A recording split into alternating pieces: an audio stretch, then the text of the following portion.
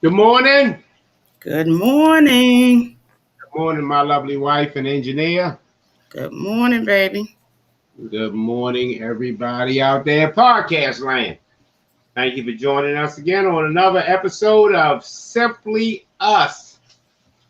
We'll be talking about some regular stuff, regular people doing regular things. If you don't know our format, CC is our engineer. Later on, we'll be joined by Dr. Sutton and our uh, historian, Gina Lee, aka Rosanna Dana Anna. Things that we're doing. I'm in another area today. Doing some work in our home, and I'm over here in the man cave. The bar is back here. This is my area right here. It's the man cave. See them joints on the wall. The bar is open. My wife don't fuss at me, but my wife fussing me. It's not a big deal. All right, y'all. Have we get situated? All right, let's get moving. CC, am I dark, or is it just how it's looking? You darker Can than you hear me? usual. Yes, I Okay, well, can let hear me. Okay, I didn't hear you say nothing. I thought maybe you were muted. Is that better? No, that's worse. Good you. morning, Gina. Good morning. How you doing? Everybody knows that's who that is. That's Rosanna Diane, and I bet you I don't say not a goddamn thing about CC. But I don't say nothing this time. I'm learning my lesson about that. Pull Gina up if you want. Get with your hand. Get with your head called for. Gene, I made it in 6 seconds. I said when I finally got here, the countdown would start. All No, the right now. countdown. You I doing like that you little look on you, Gina. That's is it the new fall thing or that's the crossing guard look? that's the crossing guard look. You There looking you go. studious. Yeah. I That got what's the I word got for more it? I got more neon stuff than I ever owned in my life. You look, I say now you can see me from space. Hey y'all. William On, Shatner up there waving at you, saying, "Hey, Gina, girl." on that note, anything I always tell people, anything in life that you like, you'll be good at. Anything that you're good at, you'll like. Gina Lee is a retired state worker. She's an educated individual. She has a wonderful life. Gina Lee is excited about being the crossing guard as she is about being the big shot that she was for the state. Sometimes you can run around and just get lucky. Anything that you like, you'll be good at. Right, see? Absolutely. You know what I mean? Gina likes being a crossing guard. Gina likes I love it. being security at the stadium. But when you see something that you ain't crazy about or you no longer happy about it, let it go. Let it go. That's it. Gina Let it go. at that stadium and said she was afraid for her life, literally. Not afraid for getting in trouble at work, not afraid that this situation may get out of hand. Gina Lee told us that she was afraid for her life. And when she explained it, the violence at the stadium, I never thought about it that way. Before we get into the prayer, I'll let Gina comment a minute on it because she said when you're up in the air, the railing is only waist high. You top heavy. If you start leaning over that rail and somebody buff you or anything like that, you're gone. Tell us again, Gene, about just how awkward it is when you that far up in the air and commotion goes on. Tell us something, Well, please. first of all, back in the day, when you went to a sporting event, most of the time the crowd was, in a good mood. You were Right. there to enjoy the event. You were there to enjoy the people around you and so forth. But the Mm-hmm. time that we're living in now, people come with outside baggage, emotional Mm-hmm. baggage. So a lot of times they're taking that out on the people that are around them. So Okay. you have people who are very controversial, people who are ready to, say things to other people that they know are going to trigger emotions and so forth. Big Whether time. it's political, whether it's personal, whether it's, regarding the game, whatever it Mm-hmm. is. So now you have people who are ready to say almost anything. And that just, incites a response. And because of the amount of people that you're talking about at a sporting event, many times you're talking about thousands and thousands of people. And if you get in a situation where people see other people running or getting excited about something, a lot of the people around them will, their first reaction is, oh, we got to go. So you have this influx of people all like descending on the exits, the entrances, all forms of trying to exit the building. So if you're a person who basically your job is to stand still and try to calm these people down, they're not trying to hear that these days. They're not trying to hear that. So if you're standing still and you've got 4,000 people descending on you all at one time because of the incident that's happened in the stands, then you've got to make a choice whether to stand there and just be a punching bag, basically, for the people that are descending upon you, or eliminate yourself from the problem. My situation was that, and I'm sure many people have already read about it, heard about it on TikTok or whatever. The situation was where the young lady made a comment to the Kansas City Chiefs quarterback brother, Mahomes' brother. And his response after a while, he kind of got fed up with it, I guess. And he took his bottle of water and he poured it on her. Well, which really was, it wasn't a good thing, but it was better than him striking out at her or anything like that. Well, of course, once she got wet, then she just proceeded to just explode.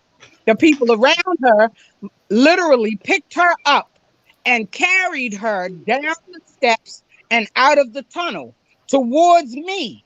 Now, I've got 50 people that are with her, all defending her, coming towards me. And then I've got people in the stands who are like, okay, and it was toward the end of the game. The Ravens were coming back. If you remember, the Kansas City Chiefs game, we came back like we did in these past, 3-4 games at the very end. So everybody was really, really hyped, the fact that the Ravens were coming back. And then here, all these people, well, we're going home. They're going to lose. Da, da, da. So everybody's trying to move at the same time. And so I had to actually find a little corner to get in to protect myself. Otherwise, I might have been a casualty. Because so I was standing still. And like Party Marty said, the railing for me, the railing was about right here. So all people had to do was lean me backwards. I'd have been over the railing, So, and I think to myself, as I tried to make the decision what to do, I said to myself, I read a couple of articles where a mother and her son, shortly after this incident at another stadium, the mother and son lost their lives because her son went to the railing and just by accident, someone didn't see him and pushed him over the railing. And he was falling. The mother tried to run to grab him, but in doing so, she went over the railing as well. So both of them died. And they fell the consistency of like 3 stories. Wow. So, and I'm saying our stadium is much taller than that. So I had to make a decision. Party Marty said, I'm not afraid now. I'll go toe to toe with anybody. But common sense would tell you this is not where you belong. Sometimes you have to listen to that inner voice, and say, okay, what is the best situation here? It is, and it's not like they paying you no big dollars either. Right. You know, Not you're there even worth it. basically. No, you're basically there at their convenience to help the crowd enjoy the game, as well as you get to see the game for free also. But no, it was not worth it. I can watch the game in my living room in the comfort of my home for Safely. free and be safe. You know what Mm. I'm saying? No, Yeah. and, you know, like Party Marty and we all discussed it.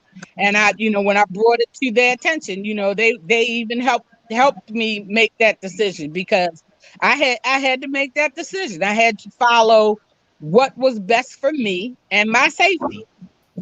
Yeah. Good morning, Doc. Good morning. Good morning. We're gonna get into our prayer real quick, but just to let you know before we do, Gina was talking about a situation, a circumstance of violence at the game, and it was just talking about how quick things can turn left. You know, you gotta make a decision. All of a sudden, you just sitting there, you just think something's wrong. You see that the crowd is doing something. Gina started talking. I told you we went to dinner. We go out to dinner, and we were at dinner, and CC Gina was flustered, wasn't she? Yeah. She was all over the place. Out of it. She was all over the place. Gina is a calm person. You know what I mean? She, you know, her feel, whether she tells you or not, she made decisions over there with the state. So she used to making decisions. She was pretty calm about stuff. She's always been that way since I know her. But she couldn't get it together at that. This violence and stuff in the stadium and violence and stuff out there is something. But Gina said something that was heavy. I was literally afraid for my life. Now that's heavy. Mm-hmm. That's heavy. When you're somewhere that you're afraid for your life, the doctor always tells us, you know, the worst criminal in the world that you can get is what? What kind of criminal, Doc? Person with nothing to lose. Person with nothing to lose. Gina said she'd fight for her life. I listened to her tell. She said, well, so I'm going to get on the elevator. Then now she got to think about this. The elevator capacity is about 8 or 9 people. It's going to be 40, 50 people jumping on there. Now the elevator may fall. So I'm not going to make that mistake. Y'all remember the Geico commercial where the guys, first of all, they run over there and then the guys, something happened. They say, hide behind the chainsaws. And they all hide behind the chainsaws. Freddie, Why not get into the running car? yeah, why not get to the rental car? You crazy? Then the last thing they say, head for the cemetery. Who the hell goes to the cemetery with the goons and goblins chasing you? But that's bad decisions that we make that we compounded. Jesus said, I saw myself in imminent danger. That's what the judge told me when I went to jail. They broke in my house and I caught him. I shot him up. Did what I do, Ted. You know what I mean? But the bottom line was I was wrong because he was trying to run away. I didn't care he was running away. He wasn't running away when he's breaking in my house.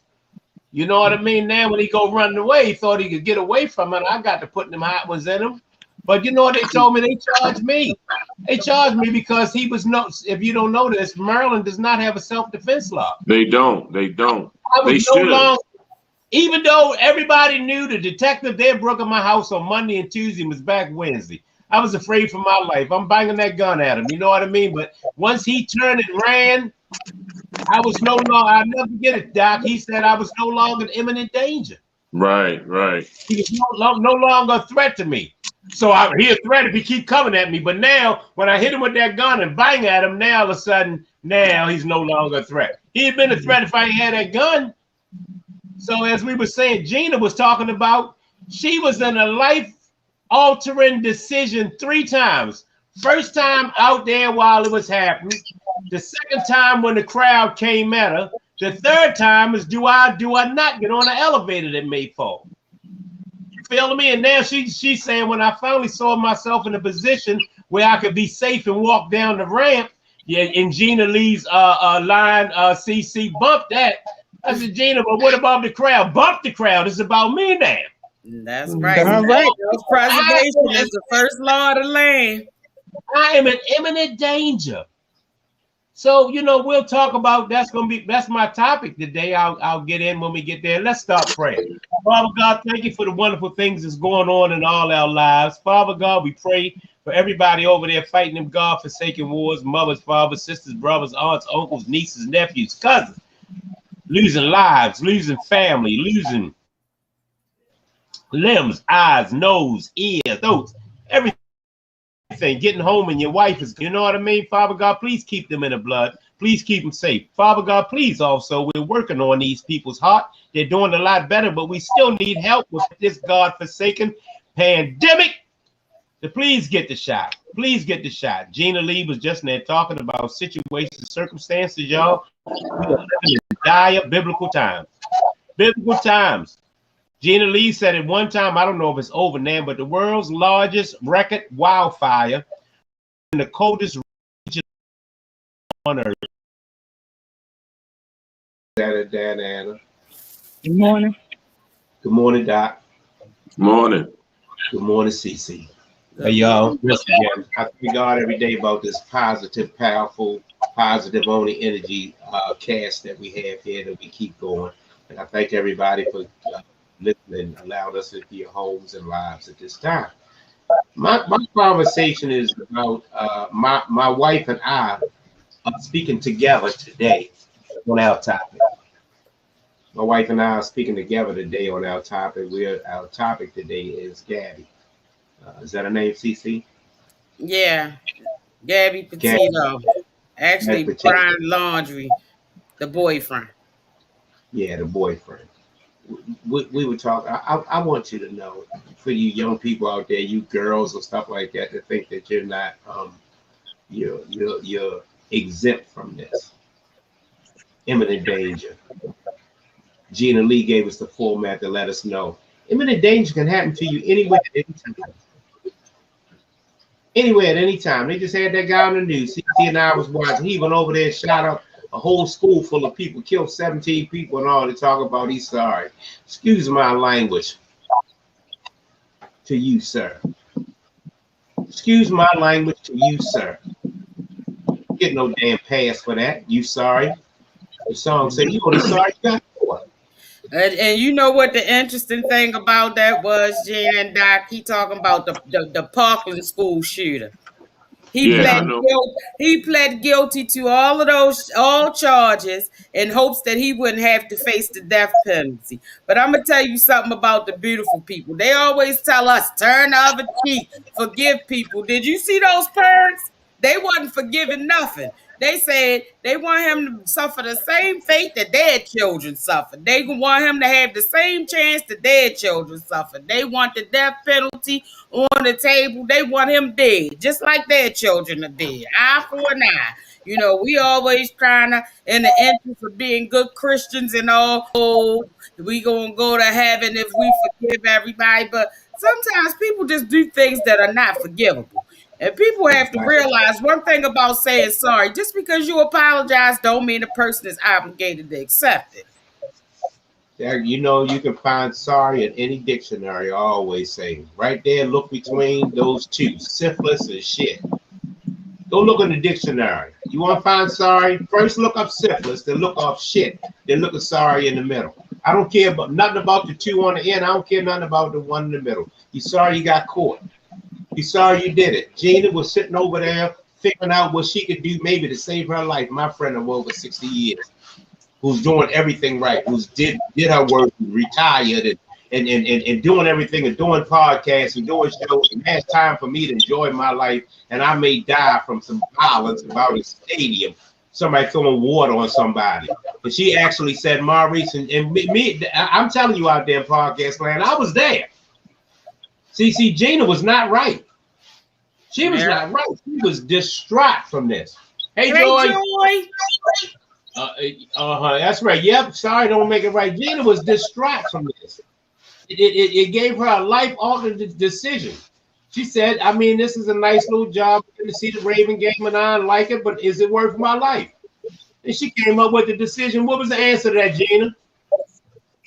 No. Hell no. And if you stayed over there and something happened to you, then I got a word for what they would call you if you got hurt. What would you be? A damn fool.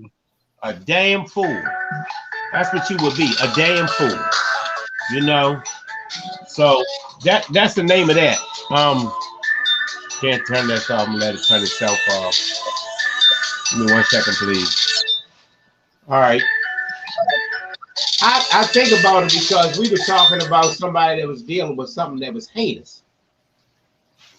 Can you imagine that girl Gabrielle, my wife, will speak on it? We were watching that, them talking about that, how the family all of a sudden found something to him. But can you imagine fighting for your life? Now, Doc and I have been in life-altering decisions. I've never been in a fight for my life. Let's get that straight. Doc may have been a fight for his life because what we've always done. Fight for my life. Yeah, we've always been, you know what I mean? The sad part is Cole Edmonds, shout out to Man Max, and shout out to Doc, Big Ham, all the big guys, Big Moore, them cats and stuff like that.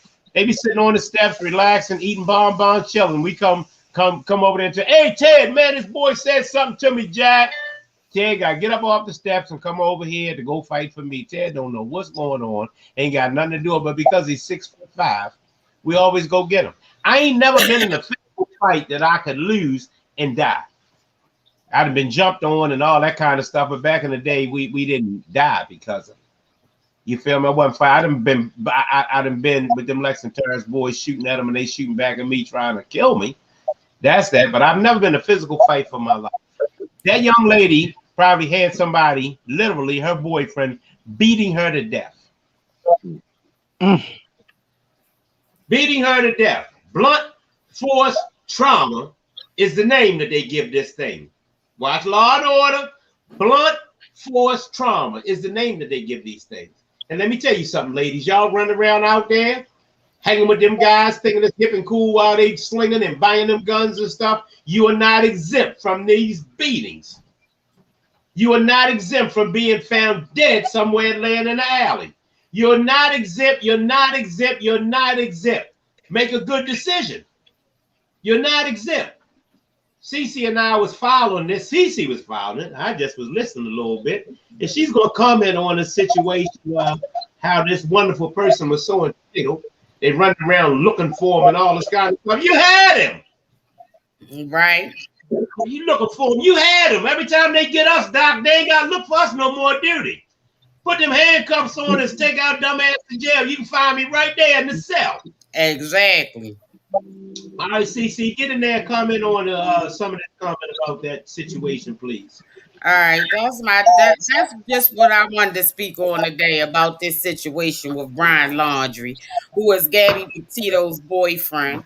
If anybody's been keeping up with the news, they said that yesterday the park that they've been searching in for the last month, they found some human remains, which sound like not an entire body, but some small human bones, and a backpack and a notebook of his. The parents who they let go on the search with them walked right into the woods and found all of this stuff, the bones, the book, the backpack in this park that they've been searching in for a month.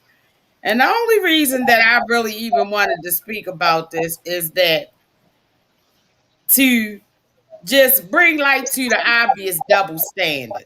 First of all, if my child get missing, your child, anybody else's child, that's a beautiful person.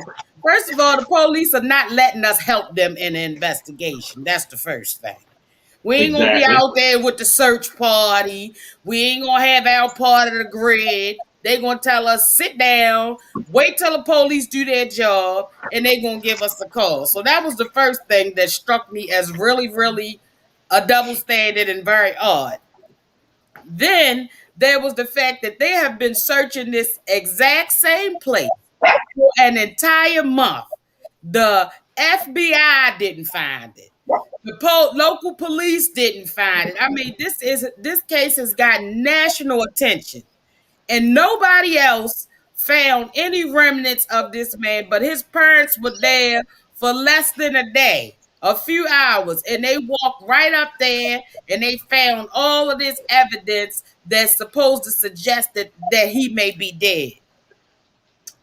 Now, these highly trained, highly paid people, professionals who do this for a living, couldn't find this, but his parents walked right up to it, right in the woods, 20, 30 feet in, and they found all of this evidence. I mean, first of all, I smell a rat all the way around. And it's just so ironic. And the excuse from law enforcement was that that particular area had been underwater for a month. And so they weren't able to search there. Now they got dogs, they got cadaver dogs, they got his scent off his clothes. I mean, all of the technology, all of the resources that they had at their disposal. And his parents just walked right in there and boom, they found. Now, come on. If they believe that the public is this naive and stupid, then I don't even know what to say. First of all, since when do families get to be part of the search party? That's what I want to know. When did that start? You know, plenty of people, there's a lot of missing and exploited children out here as we speak. You know, their parents would love to be out there hand in hand with law enforcement, helping on the search for their children. But the only thing that we get to do is sit still, be patient, and wait till they call us for some news. But I guess if your last name is Laundry, then you get to go right out there and be part of the search party. And they will take any evidence that you find that all of these hundreds of helicopters, dogs, FBI, local law, none of them could find any of this. And they went and found it, and it was intact enough for them to know that it belonged to their son. Come on now. Come on. That's crazy. I just want to say, I'm sorry, Doc. I just want to say, from my paramedic training, I didn't think a body could decompose that much in this short period of time. Come on, Gina. Underwater or not. And they know, and this is the part that I find so ironic, fishy, crazy, or a number of words that I could think of to use, is that they never actually said that it was a body. They said that there were some remains. Now they said that what they found was so small that it's going to take. Now it only took them a week or two once they found Gabby's remains to find out that it was her. They claimed that this is going to take them weeks and weeks. So in my assessment of what I'm hearing, I'm thinking that they may have found a bone, a human bone. But because of the proximity that it was to the backpack and the book, that they are going to assume that it belonged to him. Now, they never said that they found the whole body, because just like you said, a body would not decompose that quickly to the point where they wouldn't be able to recognize it. And they have found this. Now, who's to say if a person have a choice between losing the rest of their freedom for the rest of their life, they might sacrifice a finger. You know what I'm saying?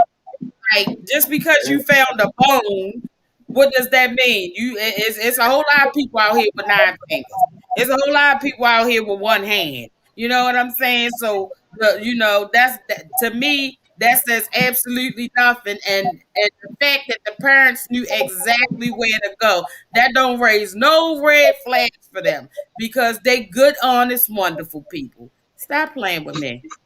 Excuse me, let me get in there for a minute before you get in, Doc. We want you to end this because this is your field. I want to jump back in there and kudos to myself and pat myself on the back of that boy, and great job, because once again, did you hear me on my panel? I got a paramedic. We up there talking about the water and receding and stuff like that. I want to get the opinion and stuff of the paramedic, what she was saying about the body decomposing in this time. What were you saying again, Gina?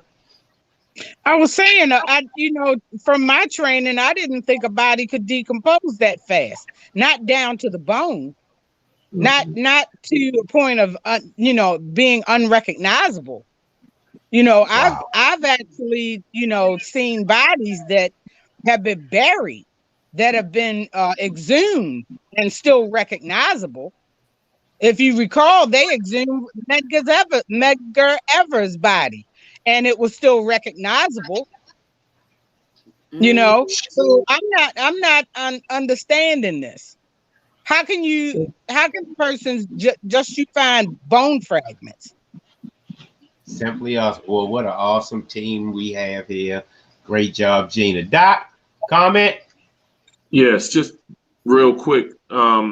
It seems like it's a setup in some kind of way, one way or the other. Now, if he was playing Machiavelli and was trying to, let's say, fake his death, that he had enough time because they did not have him in custody, and they really should have had him in custody. He should have been in custody. He would have been able to do some of the things that he actually did. Now, so they really should have had him in custody. But the other part of that, so he would have had time to try to find a cadaver, find a homeless person, whatever the situation is, you know, and leave evidence. Because really, when people that was in crimes, they know that they recognize you by your dental and your hands with your fingerprints. You know what I'm saying? And so really, if you took care of that, ain't gonna be too much identifying. And on the other hand, if he had planned to go out, he just was not going to, let's say, be in the that he just did not want to go to prison, and he may have said his goodbyes to his parents and everything, took some pills. Right, he knew Gators, you know what I'm saying, definitely be at, and he just wasn't going to go willingly. So, you know, but at any rate, his parents being able to just walk this so-called trail that they said he would frequent and go right directly to the body, I think it's unfortunate because, and I'm normally not for people just, you know, extra people getting locked up, but his parents really should have been tried for pretty much tampering with evidence or obstruction of justice. You know, that's a whole nother. But technically, they really, you know, should, because that is not. That's too much hypothetical that happened for them to go straight to these other. They didn't have organizations and volunteers and the police, law enforcement, firefighters looking for this young lady, you know what I'm saying, in this area, and then they go straight to it on the day, you know. So I'm thinking they knew more than what they're saying. You know, once again, I always remind everybody this is not a black show, this is not a white show. This is an informative show. We are not against wonderful people of the Caucasian descent. We don't make excuses for beautiful people, as we call black. But sometimes right is right and wrong is wrong. That's it. I'm gonna give you, we giving it to you from somebody with a PhD that's telling you that the term that we called it, if we would have done it, if I was hiding Pookie upstairs in my house and said he wasn't there, when they raided the house and they found him up in the attic, they would lock me up too. They would lock me up too. They came in my house. They got a search warrant for my house. The police kicked the door and said, "Where's Pookie?" Man, Pookie ain't here. Where's Pookie? Pookie ain't here. They go search the house and all that. And they come upstairs and Pookie upstairs in my closet, hiding where I'd have put him at. Guess what? They call it aiding and abetting a fugitive. That's what Doc said. They would have locked me up too. It's against the law. Aiding and abetting. You have a person over here, trained paramedic, that did it for years. Gina, our historian, told you bodies don't decompose in a month just because they're underwater. She said she's seen people remains come up and still be recognizable after quite some time. So I'm trying to tell y'all, get some information, do some research on some of these things. This doesn't make any sense. What did CC say? All these trained people with dogs and firefighters, helicopters, and all this stuff can't find them. But you found your son's supposedly remains in hours in a park. What did they say? Some startling statistic. The park was I mean, this is like a national reserve, so it's like deep forestry and all of this. 190 acres. I think I heard some stalling statistic, like almost 200 acres. Bigfoot could hide in there. You couldn't find Bigfoot in this joint, but yet all of a sudden you found it. I mean, this don't make any sense. I mean, you know what? How is it they get away with just telling us that we dumb and we don't know no better? And you know, this thing stunk from the beginning. Because first of all, let me tell you something. If me and Maurice go away on a trip and we drive my car, and Maurice come back 2 weeks later and they say, "Where's Cece?" And he say, "I don't know, and I don't want to talk about it." You think they're going to accept that? No. Come on. No. You gonna tell somebody something. You ain't gonna Doc, you know the police gonna give body blow, boop, boop. I don't want to talk about it. Body blow, boop, boop. You gonna get two to the jaw, one in the head while they put you in the wagon. Right. All of a sudden, he could just come back and tell the FBI, the local law enforcement, and everybody. He don't want to talk about it. Even after they already had knowledge of the fact that there had been an altercation between them, the police was involved, you know, all the evidence that this boy had something to do with this young lady's disappearance was just overwhelming. And his answer was, you know, I watch Law and Order all the time. So he gave one of them Law and Order answers, like, I don't want to talk about it, and that's it. I'm out of here. I've seen them interrogate people on TV longer than they interrogated him. I'm telling you. I mean, shoot, he ain't even get interrogated. He literally told them that he didn't want to talk about it. And that's what they accepted. He had her van. They proved that the last social media posts that were made by her were not made by her, although they were made by her from her phone. He was the last person that had seen her alive, and he came back with her car. And he still said, I don't want to talk about it. And they was like, oh, all right. I don't know this. Let me ask this to the panel. Does anybody know, are these wealthy individuals? Is this like a wealthy family? Or they just regular, wonderful people that got away with this? They claim that this family is not so wealthy, but I don't know. I would say they're middle class Westerners, and I say that because how many people do you know that's going to go off on a cross country excursion in a van out of the blue? Right, out of the blue. You know, you got to have some cash and you know, some supplies and all that kind of stuff. No job. Right. So they didn't hitchhike across town. Get in there, Doc. Doc. We can't hear you, Doc. Yeah, I said you got two people that's not working and going across country. You know what I'm saying? Their family is definitely connected on some level. You know, definitely on some level. And so, you know, and that's why it's actually a chance that he actually faked his death. And I'm not saying that's exactly what happened, but I think that that's something that's a possibility. That's where I'm leaning. Absolutely. That's where everybody's the way I'm leaning too. That's what our topic is. Our Podcast America, Podcast Land. This is what we're saying.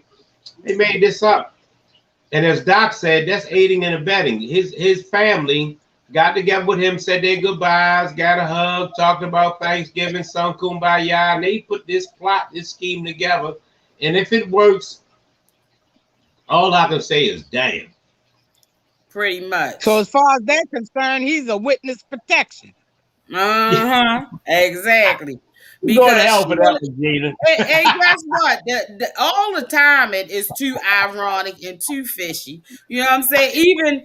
Even the way that he disappeared. He disappeared, and what was it? 3 days later when they found her body, he knew they was closing in on him. Yep. Gina going out. He Gina probably said he in the witness protection program. That's it. That's He the probably day. in France somewhere. They changed his name and everything. And like you say, that we try to give you. We want to cover all angles and stuff. That's what Doc said. I didn't think about it that way. If we go cross town, we broke. We call being homeless. I'm gonna stay at the YMCA. I'm gonna stay in a homeless shelter. I ain't staying in no van and burning no gas. It costs enough money in gas in the van. God damn it, to even to go in town. Right. You know how his gas is. Two people just set off like that. Somebody in the family got some money. Cross country in a sprinter I want to know who gave him the chance to go home, mow the lawn, pack his bags, get back in her van, and leave. And that wasn't even a buy a new phone. Buy a new phone. Wasn't even a cop outside watching the house or nothing. He was a person of interest, but nobody was keeping an eye on him. Nobody. Excuse me for a minute, Doc. What did you say about the phone? I just said buy a new phone. Because he got a new phone. He went and bought a new phone, and he gave them another phone and had deleted a lot of stuff off of the one that they really wanted. Wow. But he purchased another phone so he could use that like a burner phone.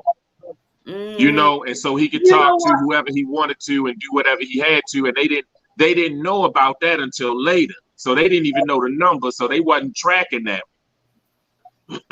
Wow.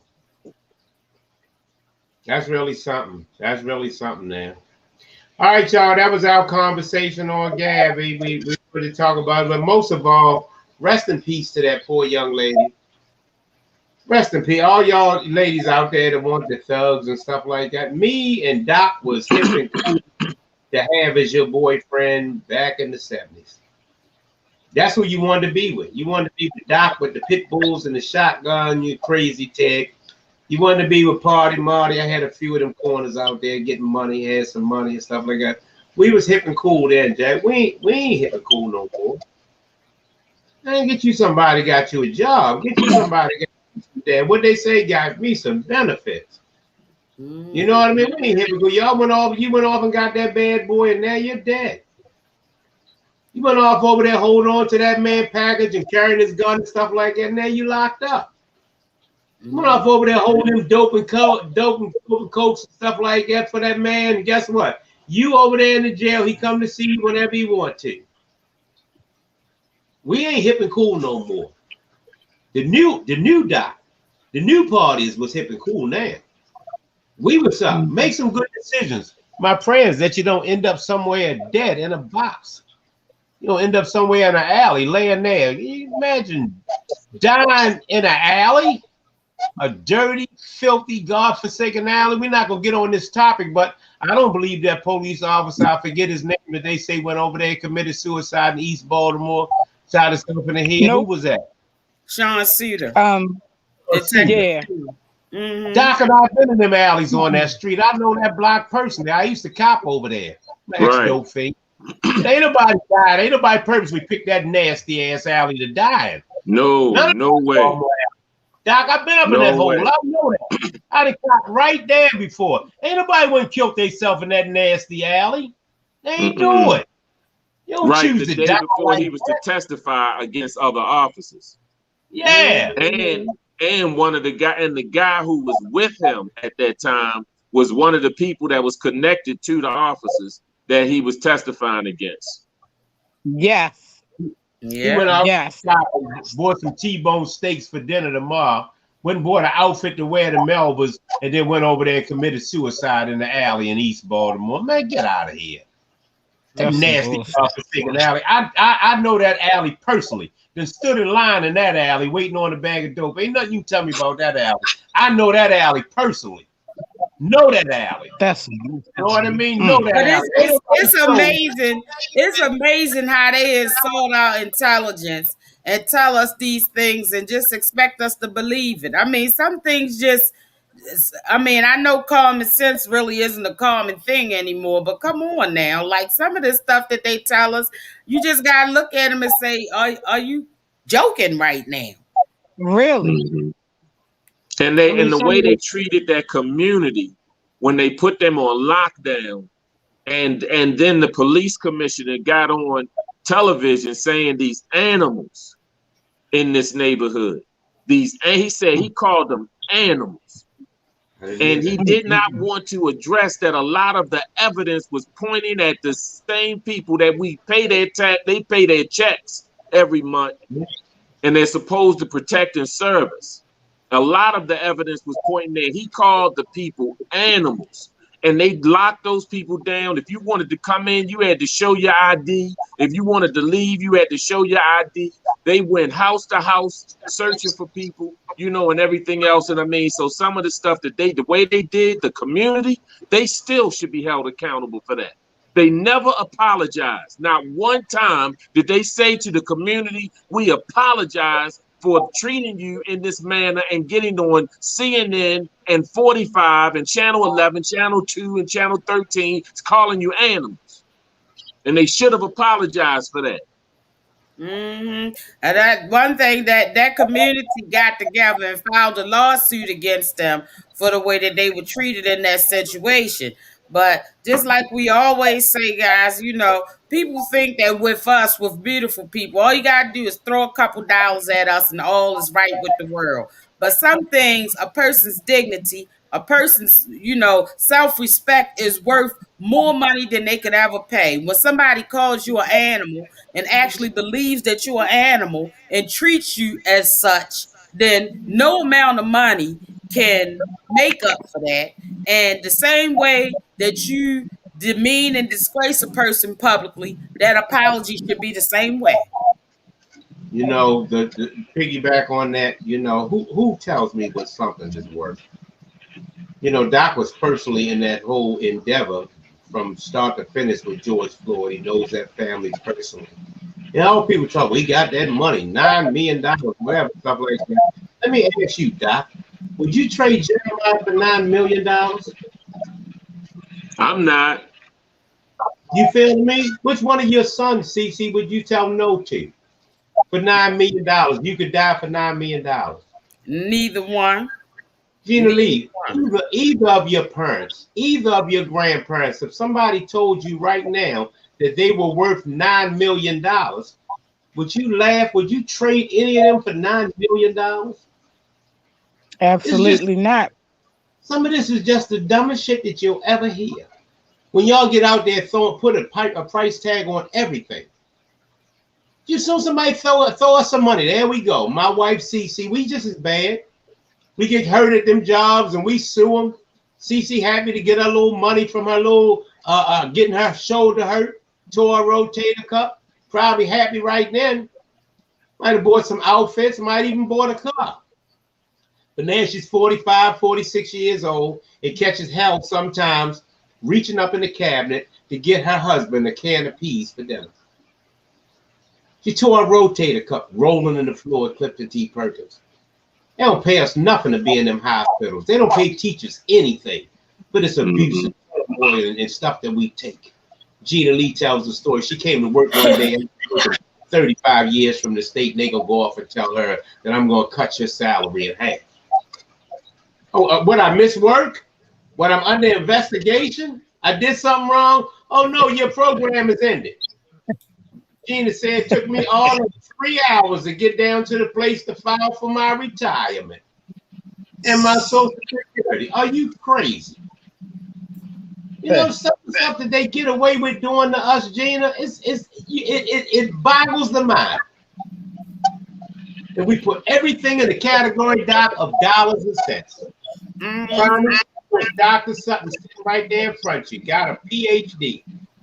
Dr. Sutton, he should be running around there on an island somewhere. Wife married the wrong doctor. That's what the hell she did. Got a beautiful family with a beautiful wife. I know, I got a doctor. Everybody say, your husband a doctor? Yeah. His wife look at him and shake his head and say, yeah. Central Book somewhere. He ain't on no damn island. He's saving the world. We went to Hawaii. Yeah, y'all went to Hawaii, but we went to Hawaii to speak. We went to Hawaii to do something. My husband went to Hawaii to speak today, and he probably volunteered for 10 more days. Oh yeah, we going to New York, not to see a Broadway play, to talk with some gangs and have a summit. I mean, Gina say that Doc don't be saving the world. He saves the world globally. Gina talked when you was gone. She acknowledged you every single day in every episode you were gone, Doc. Thank you. Made sure, didn't she see to make mention that this ain't no regular stuff Doc doing. He's across the world. He's over there. Thank you. I was over in Haiti. Maybe when I'm over to Jamaica, where I just came from in a 5-star resort drinking Mai Tais, but I ain't nowhere pissing in the street or where they cut a little narrow pathway out where that's where I put my feces at. Talking to some guys over there running with no knives. Nah. It's just different. Yeah. I mean, I'll tell anybody, I say, you know what? I said, I might not be rich, but I'm wealthy. And I said, when I say that, meaning that, you know, my family, my legacy, my name, you know what I'm saying? And to me, that's wealth, because that's what goes farther than the money. You know, see, when I teach about the 7 levels of wealth, money is at the lowest. Real estate is at the second to the lowest. But when you start talking about to be able to give your child a good name coming in the world, you know, that's when you start to talk about really wealth. And so, you know, that whole situation. So when that guy that gave me that motorcycle told me I saved his life, and he said, man, my life would be, I would be dead or in jail. You know, and or like when the girl that was in that house fire and was on fire. And they threw a little brother out the window and he wasn't even breathing. And I gave him mouth to mouth. And for him to come to me and say, man, thank you. And then for her to find me and say that had you not pulled me out of that fire, I would be dead. I would be dead. I think that that's something that, you know what, that's, to me, that's wealth. I ain't worrying about being rich in their eyes. Because a man's character can't be defined by what's in his bank account. It has to do with a series of decisions of integrity, one way or the other. Yeah. Like you said, brother, you know, I was actually in a situation fighting for my life 3 months before I was going to turn 18, and a man that I had been set up and they tried to rob me, and the guy was pulling the trigger, and my finger. I grabbed the gun and my finger was where the trigger was, and he was pulling the trigger onto my finger. It was not going because my finger was in there. And I was fighting for my life. We were rolling around, you know what I'm saying, in this apartment building, you know, in the hallway, man, with people looking out the door and wouldn't do anything. They didn't help me. They didn't call the police. They just looked. And at that moment, I knew that it was a chance that I may not see my mother ever again. And this is at the age of 17. And so I thank God every day that I had a second chance to be able to do it a little bit better. That's why I tell people, don't count the days, make the days count. You know what I'm saying? It's a lot of people that can't get up in the morning. It's a lot of people. I had a guy that just came home and I was talking to him, and yesterday he was complaining about his situation. I said, all right. And I said, but let's break it down. It was a sunny day. Did you go outside the house? Did you go outside the house? Did you look up and see the sky? I said, was you able to turn the doorknob because you ain't paralyzed from the neck down? You know, I said, was you able to actually just go get whatever you wanted and not have to eat that bologna and that little Debbie and that little apple that come in on your tray, or something that look like slop? You know what I'm saying? Were you able to just, you free and you able to move, and God gave you a second chance and you didn't earn it? That's called grace and mercy. He had gave grace and mercy on you. And so, you know, sometimes we have to be reminded about how blessed we are. Absolutely, Doc. Absolutely. Go ahead and talk, man. Really, you know, people a lot of times they just don't get it. You know, some things change your life. I'm sitting here and my wife teases me. When I was a kid, it's so funny. I never ate sweets. I never ate cake. I don't like candy. I never did none of that stuff. I had bariatric surgery, and now I can't eat for some reason. I got like a sweet tooth. I don't know about Doc and stuff like that. I'm just getting out. We run around doing some things in the home, and it's truly amazing me. Time gets away from me. It's truly amazing me. I be okay, y'all, till we get on the show. Then I get hungry as a hostage. I be hungry as a hostage. I be eating on chips, nibbling on candy and stuff like that. I don't know where it come from. Change. My body changed. The doctor told me my body would change when I got this bariatric surgery. But you people tell you stuff you don't know. I have half a stomach now. Just something small like that, adapting to the change of having the surgery. Sometimes you're ready for change, sometimes you ain't. Some stuff you can control, sometimes you can't. My wife always say, baby, you know you be nibbling the whole time. And I don't know why, but I be starving. I be starving because I can only eat in small portions. But just to be out there, y'all, just to know that you have to do things differently. Change. Don't have to be bad, don't have to be good, don't have to be up, down, stuff like that. Change. Doc changed his life. That changed his future. Gina Lee said this job isn't working for me right now. I'm going someplace else. Change. She's happy. If you may look and see Gina, you'll say that lady's a crossing guard. You or may only know as the crossing guard. At the job, they know as having 35 years state service. Know as Rosanna Dana Anna. Know as having a new car. Know as being a homeowner forever, stuff like that. You only know what you see. But people adapt to change. They do stuff that makes their lives better. I have a 45-year-old wife and I'm in my 60s, 65. I never talked to anybody. I never thought in a million years I'd be dating more or less married to somebody my children's age. I have kids my wife's age. But I'm happy. Why shouldn't I be happy? Now, you can't go by me because my wife older than anybody on the panel. Mentally, older than anybody on the panel. She's the most boring, laid-back, docile, ketchup bottle reading person you ever seen. Don't never go out for nothing. We ain't been to Melba's. You know what I mean? We ain't hanging out. We ain't doing none of that. Every day we're going to do this. We're going to do that. You know we go nowhere. Cha-chunk. Cha-chunk. Everybody know that. Cha-chunk. Law and order. Cha-chunk. We sit in the house and watch TV. My wife is old as I am in that category. But sometimes along the line, back to what we're saying, you have to change. It started with Gina talking about she was afraid for her life at work. She left that damn job. She's afraid for her life. She left that damn job. Doc said it must be a change in my life. Somebody's rolling in the floor with me trying to bang this gun at me. Let me try something else. You know, I was obese. I mean, one that I was worried about how I looked. Even though when I was heavy, I still dressed well. I looked good, but my health was wrong.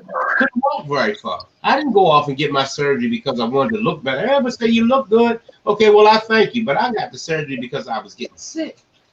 I was rumbling with diabetes. I'm an ex-dope fiend, jailbird, crack addict, alcoholic thug.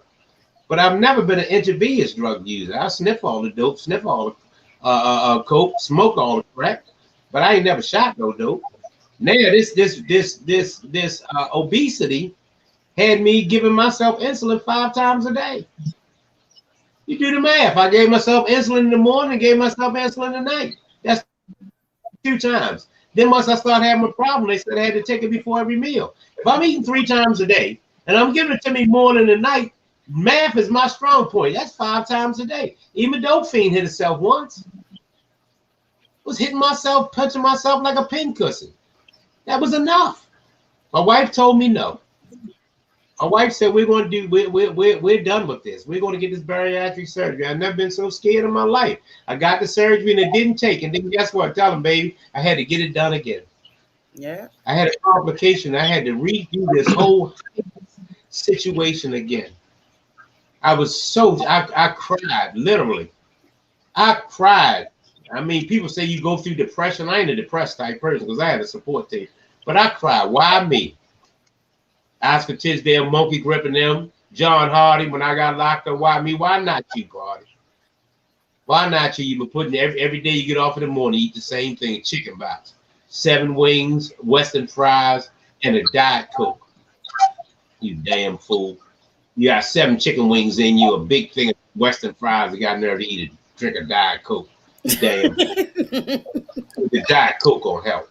You damn fool. But anyway, that was our topic. And I do want to pat myself on the back before I move on to some topics with Gina. I want to pat myself on the back for me putting together this darn panel.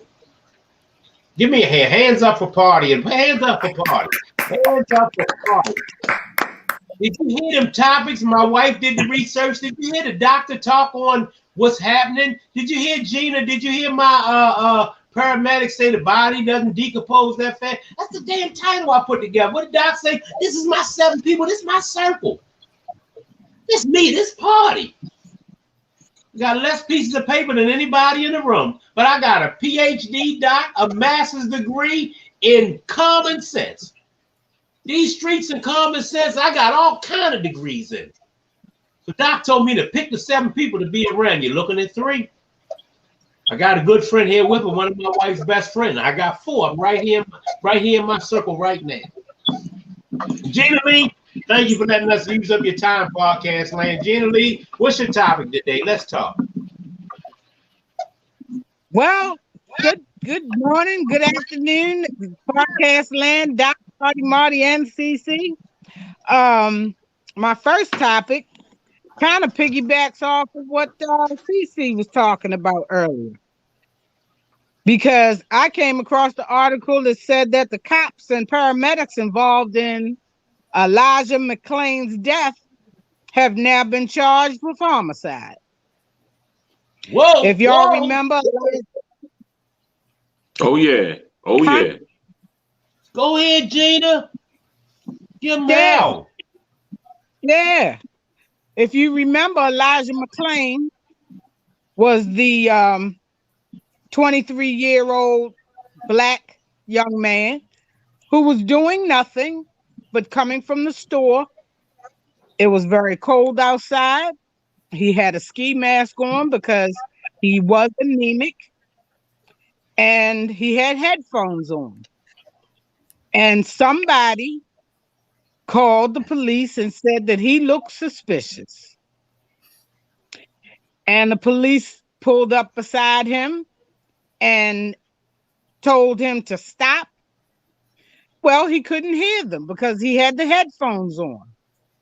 So when they approached him and put their hands on him, and he turned and looked at him, and he took the mask and headphones off, he asked what was going on. I was just going home, was his statement to them. And because they said he would not keep still because he felt like he hadn't done anything wrong. Right. So he somewhat struggled to say, I haven't done anything. Why are you stopping me?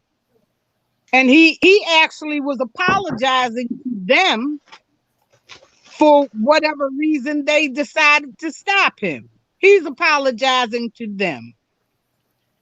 Well, they called the paramedics, and the paramedics came, and they tried to diagnose him with what was called excited delirium.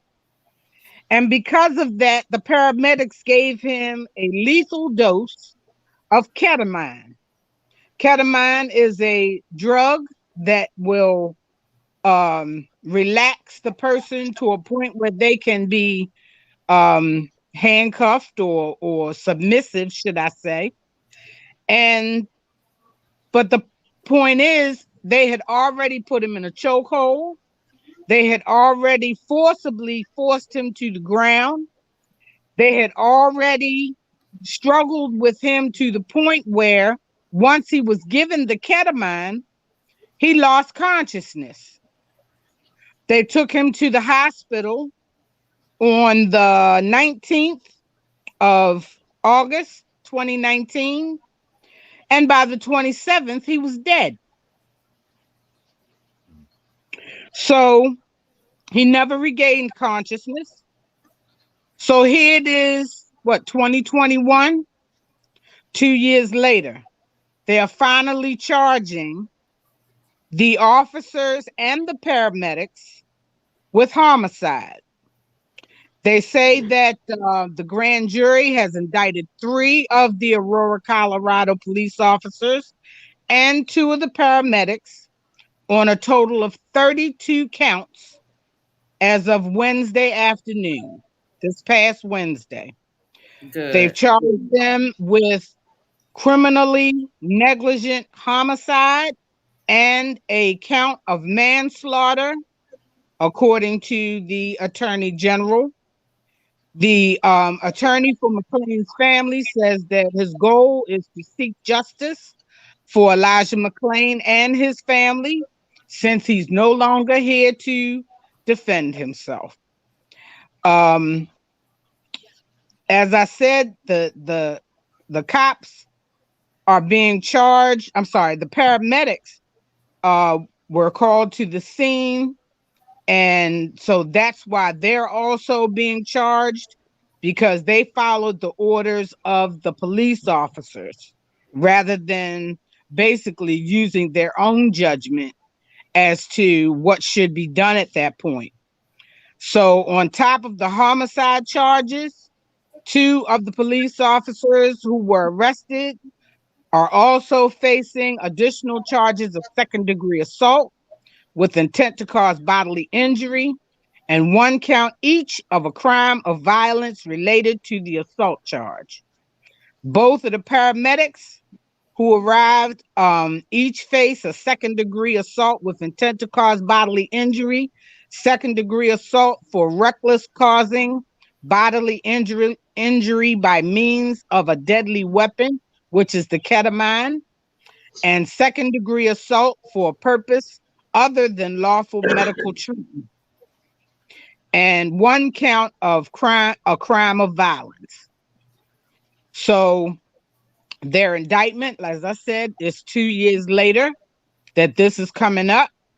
The investigator, Mr. Weisler, is assigned to the McClain family to investigate all of this. He said that because of the COVID-19 restrictions, it did delay some of this process. So he does still apologize to the family for, the lengthy time that it's been between them actually pressing charges and moving forward. So, just wanted to say that it's about time that something was done in that case, because this young man was unarmed. He did nothing, absolutely nothing, to warrant losing his life. So we shall see what comes of that issue. Wait a minute, and even in the absence of being mental health professionals, these people, I mean, come on, they could clearly tell that something was different about this young man. The way he told him, I don't even kill bugs. You know what I'm saying? Like, they could clearly tell by his demeanor that something was different about this young man. And they just didn't care. They just didn't care, because once again, they thought that they could do it and that they could get away with it. And the paramedics know good and well that ketamine is a drug that is given. The amount that they give is based on a person's body weight. It's a sedative. And they know good and well that young man looked like he may have weighed 115 pounds soaking wet.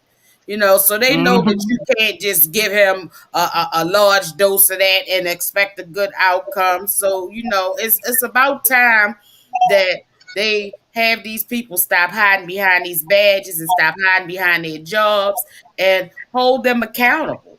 So I'm glad that at least they have taken the first steps. Now we'll see how this all plays out once it goes to trial and all of that, but at least taking the first steps to holding them accountable for their actions because they knew what they did was wrong. This was not some, so in my eyes, at least, it wasn't some innocent mistake. You have, even if you don't have medical training, you have on the job experience that should teach you that when you come into contact with a person, when something is a little different about a person, then the situation should be handled a little differently.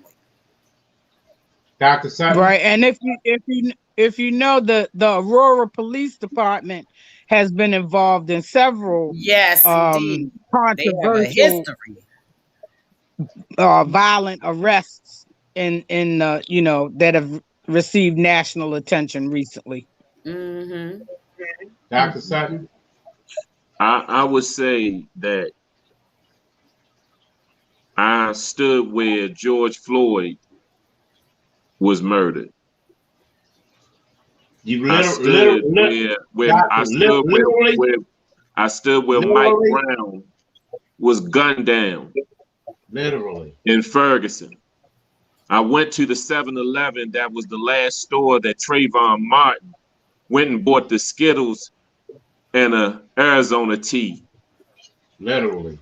I was in New York when they choked out Eric Garner. Literally. Celebrating my son Jeremiah's birthday, and we happened to be not too far where this incident was going down. And I only say that to with some of the things that I've been a part of, seen, and just try to fight for some level of justice. To me, this is the #1 atrocity that I have ever seen with this young man who is such a gem to the world. He played the violin. He used to go to the animal shelter to play to the cats. He was telling the people, I'm not a threat. He said, I won't even kill flies. Mm-hmm. They had their weight on him, and he actually even vomited and threw up because of how they was choking and had him. And then he apologized for throwing up to them. And to me, this was the #1 atrocity for this young man. You see, I get that they say, oh, this person was running from the police. Oh, this person they said he just robbed a store, and this person did this. This young man was special. And these bullies that I consider like the Gestapo, these bullies that outnumbered him. And yes, he probably wasn't, he was at least 115 pounds soaking wet, I say, with rocks in his pocket. Mm-hmm. That had to weigh him even more because he was just such a small frame, but he had a big heart. And for them to take that young man away from that family and from the world, that's different from when you are going after these people that's done every crime in the world. And this young man deserved the right to live. And if you ever listen to this video and you hear him saying, I'm just different. I'm just different. Mm-hmm. I'm just different. I'm going to tell you, man, to be honest with you, some of the hardest people in the world, it'll make a tear come to your eye listening to this young man plead for his life, plead to breathe, and is trying to tell them what kind of good person he is, and they didn't care. Didn't care. They did not care. And I feel they should be charged with murder 1. I feel they all should be charged because even the medics knew that this young man was, it was just one person, and they saw his weight. And so, to me, you know what? I ain't pleased that they just getting around to it now. I'm not celebrating. No, I'm not. Because it happened almost, 2 or 3 years ago. At least this happened. And you got this family that has been begging for them to release the video footage, and they didn't want to do that forever. Now, to me, the moment that they refuse to show it even to the family, that means y'all did something wrong. Right. And you are not proud of it. If everything was on the up and up, you will show the videotape immediately. Eagerly. To vindicate, to validate your actions. So this one is something that kind of I feel personal with this one.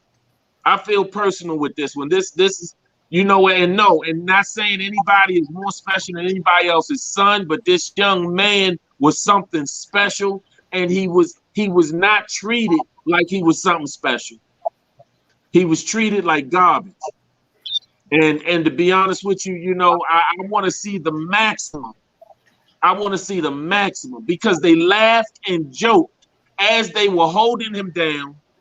They laughed and joked after it, and they tried to validate, saying, well, he must have been high on something because he was very strong. No, y'all weak behinds needed 8 people to subdue this young man, and you didn't.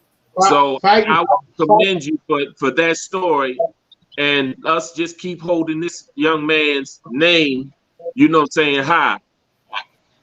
As Doc said, before we get back to Gina and CC comment, once again, as our conversation that started back in the show, he was fighting for his life. Fighting for his life. He knew he was fighting for his life. You know, we got our dog, Cookie. Let me tell you something. Cookie had an allergic reaction when we went to the doctor. She got her regular yearly shots and stuff, no problem. And she was acting, she was scratching, she was doing something was wrong. We didn't know. We looked out and Cookie was on the other side of the fence. We put her in the yard to walk around, and she got out the yard, didn't she see? Yeah. She got out the yard. And it took us till now to figure out how she got out the yard. She got out the yard. She squares through a place there's nowhere in the world her body could fit. She's never done it again, and physically probably could never do it again. But the allergic reaction that she had to this medicine had her so out of her mind. She got her shots, had her so beat up. When we took her to the emergency room, they gave her what? Children Benadryl or something, CC? Yeah. Yeah. They gave some other shots of some children Benadryl, but all this dog knew was, in her mind, she's fighting for her life. Something is wrong. She's jumping up at us, trying to tell us something wrong, but we just took you to the doctor. You just came from the vet, not knowing that the vet is the reason why you're acting like this. She saw a different, with the same vet company, the same vet building, but a different doctor, veterinarian worked on it. And I think, CC, don't you think that she gave her too much of whatever she gave her? No, that's what it was. I'm wrong. They gave us both of the shots at the same time. Right. Wasn't that what it was, C, or something like that? Yeah. She gave her, and she had an allergic reaction. She was scratching until she is, Gene, you know, and Doc, you know, you got Doug. She had scratched the fur off that area. It was red. It was raw. And she was out there trying to get some attention to do something. I'm glad she didn't run the street, but she got out a fence that unget-outable. She squares underneath of it. You know what she was doing, I think? Trying to scrape her body against the ground to scratch herself. She knew something was wrong. She thought that even though she was trying to tell us that something was wrong, we wasn't helping her. So she sought help some other kind of place. So when you talk about how strong that guy is, he was fighting for his life, probably. He probably was fighting for his life in his mind. In his mind, he was fighting for his life. In his mind, he was fighting for life. Before I go, I'm gonna give one more testimony about myself. I had a bad accident on my motorcycle, and that's why I don't ride today. Y'all watch them motorcycles. They're good to be on and stuff like that, but cars you think hurt. The motorcycles you think dead. I died on a motorcycle. So anyway, I'm over here and I had an accident. I ran to the side of a car that made a U-turn from out of Missouri in centrifugal force. I was flying in the air when I hit the car. I want you to picture. I'm going straight. The car's going straight. I'm going straight behind it. Then all of a sudden, he makes a right-hand turn. He make a right-hand turn. I go around him. He had the right street, but he meant to go the other way. Meaning this is a 2400 block. He went to go to 2300 block. They was from Missouri, come from out of town. They was in a little Volkswagen Beetle. So they going straight. They made a right. They turned that right, and I went, you know, Doc, I go around him, turned that right into a U-turn.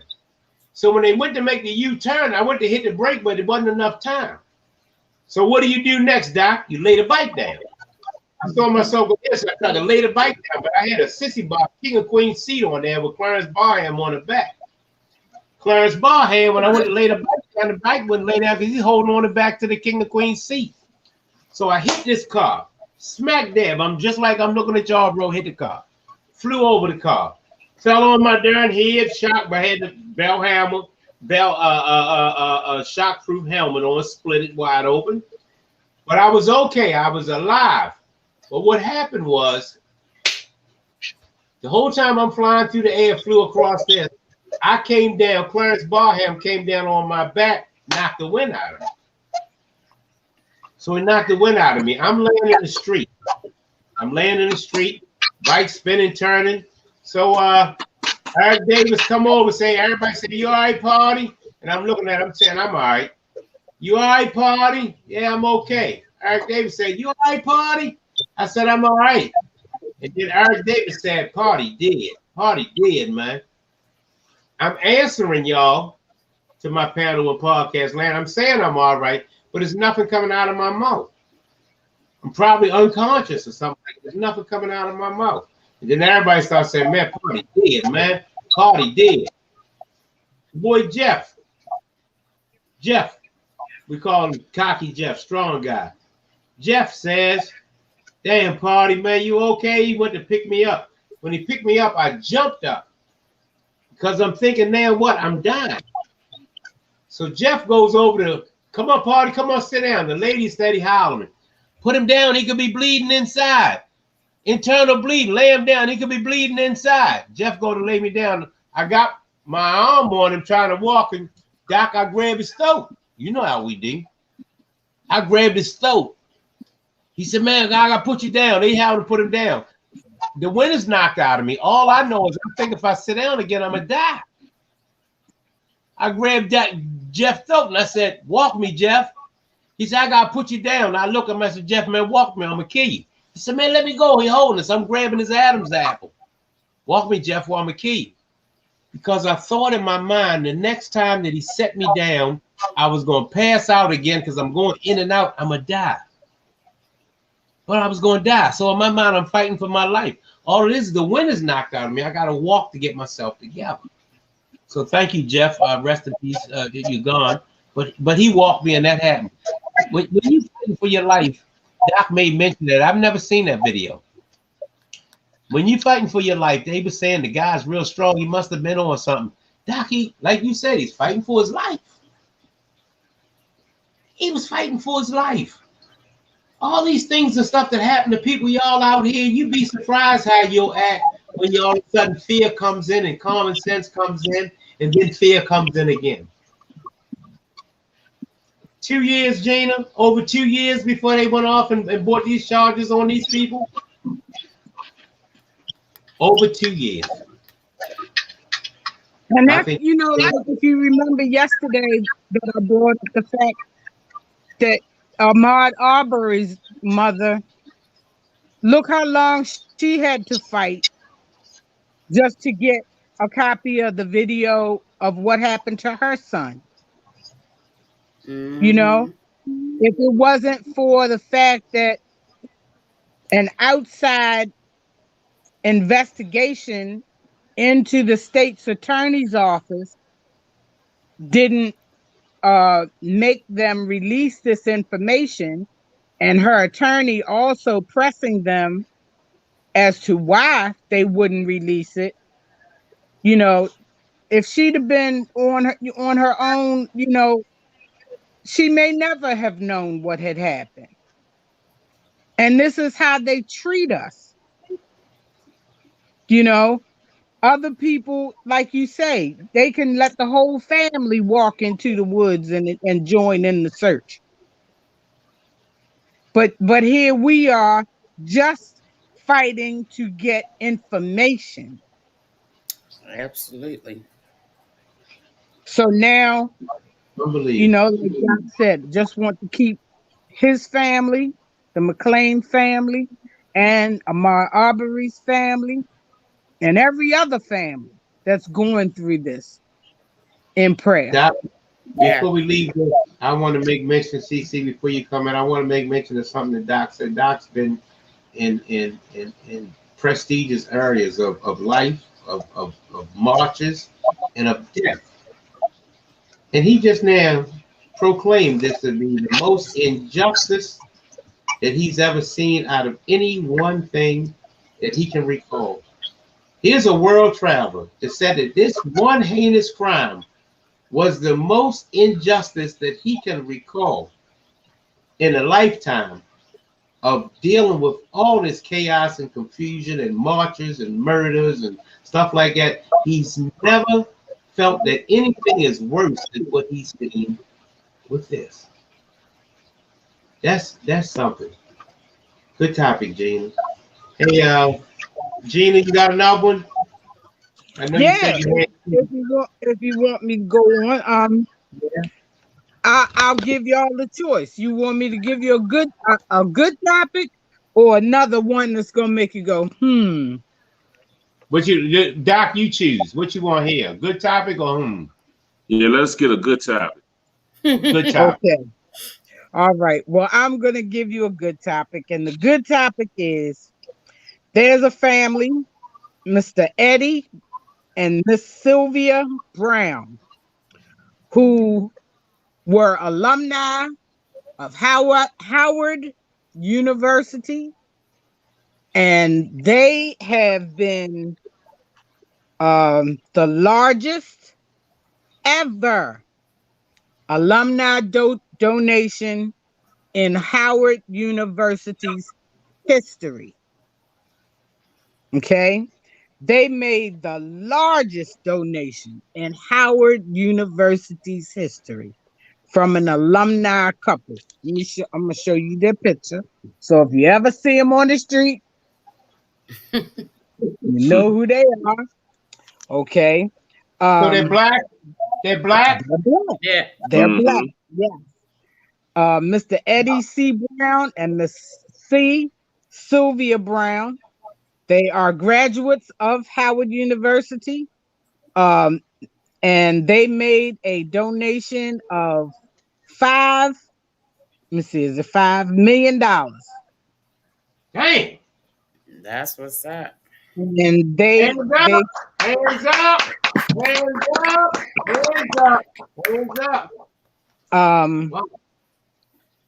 They say that they hope that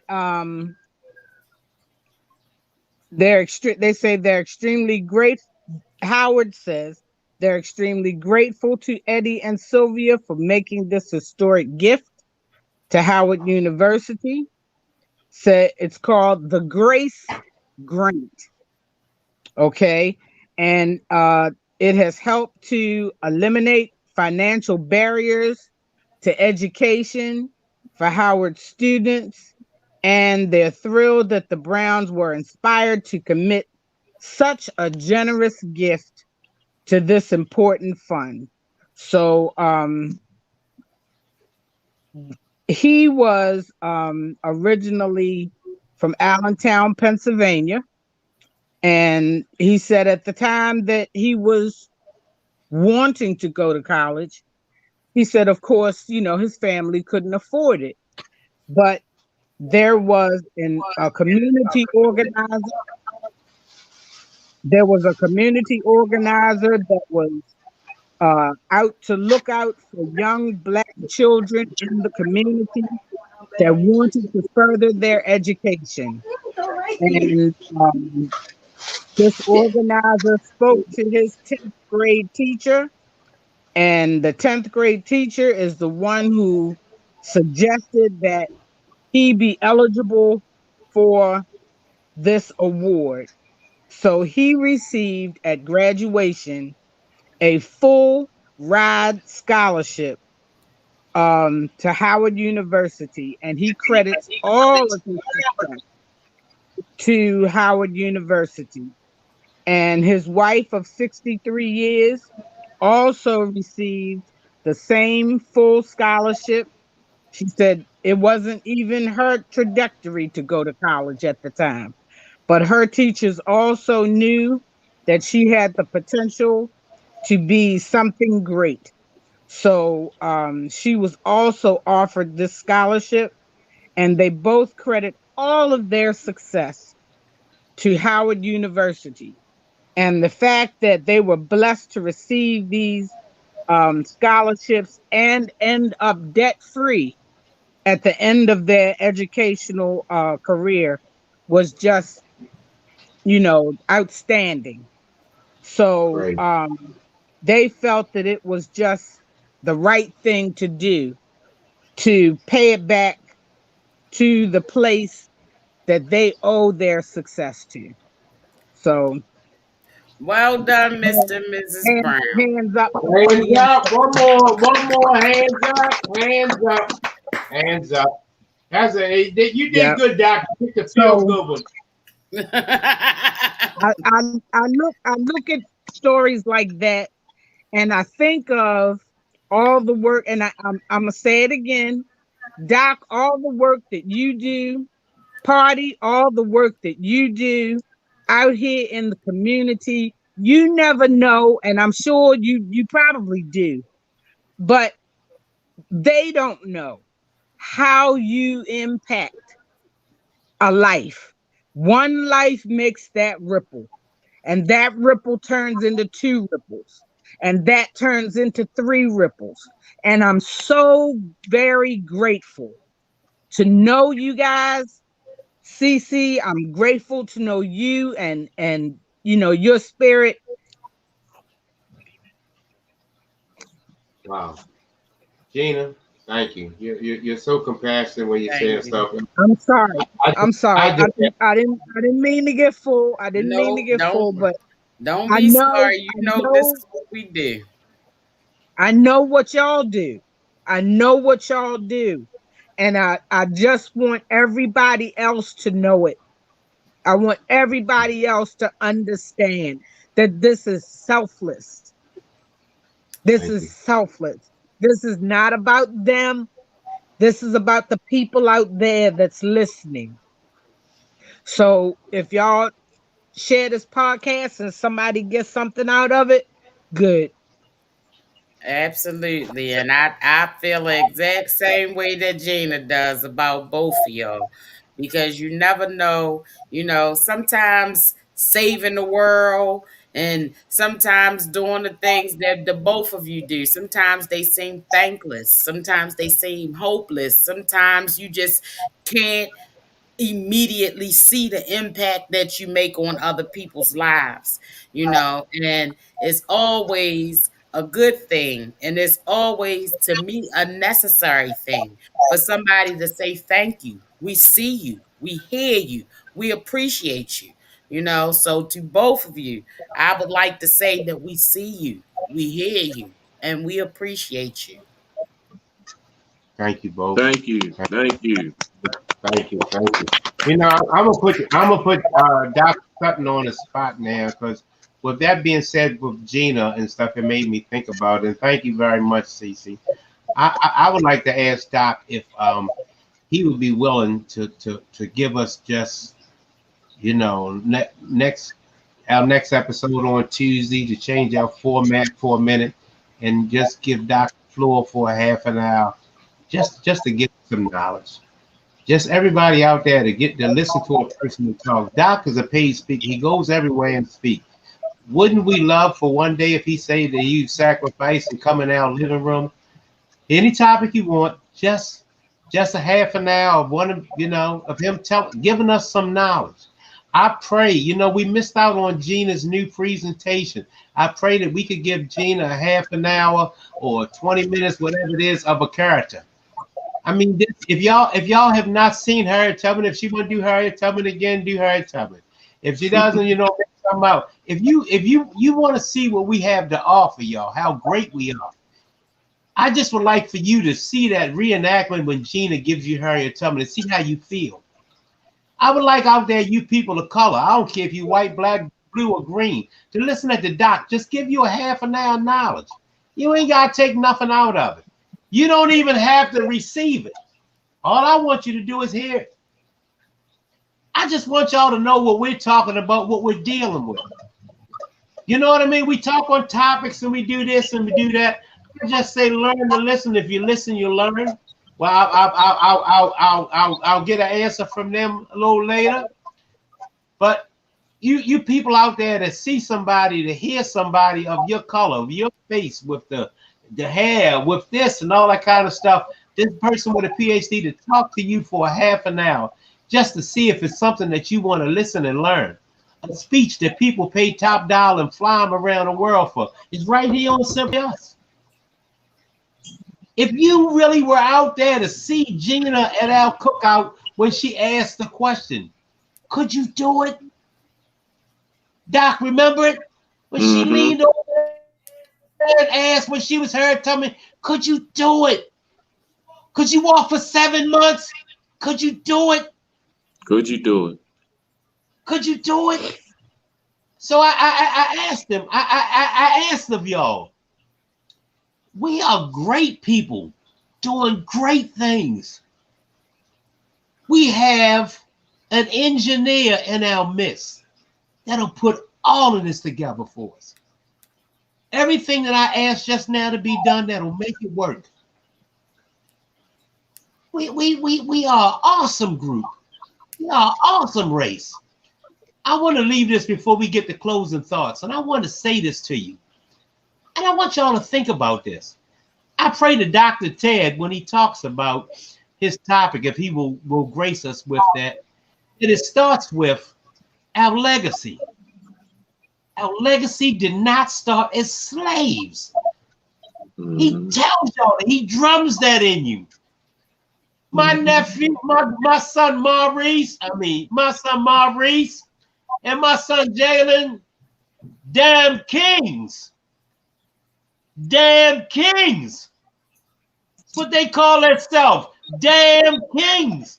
We started as kings. Everybody talking about how beautiful this woman looks. The most famous beautiful woman in the world is Cleopatra, who was black.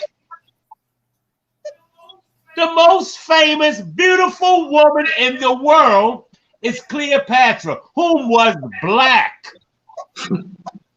We did not start as slaves. We didn't. We did not start as slaves. Our legacy does not have to be selling loose cigarettes. It does not. We are resourceful. The reason why we sell loose cigarettes is because I don't care if it's needing $6 to get your blast. We found a way to get $6. I'm not going to ever tell y'all about them wonderful people, but the Caucasians came from the Caucasus Mountains. You want to know where they got their name? From the Caucasus Mountains. They were up there as cannibals eating each other. They ran them into the Caucasus Mountains because they were nasty.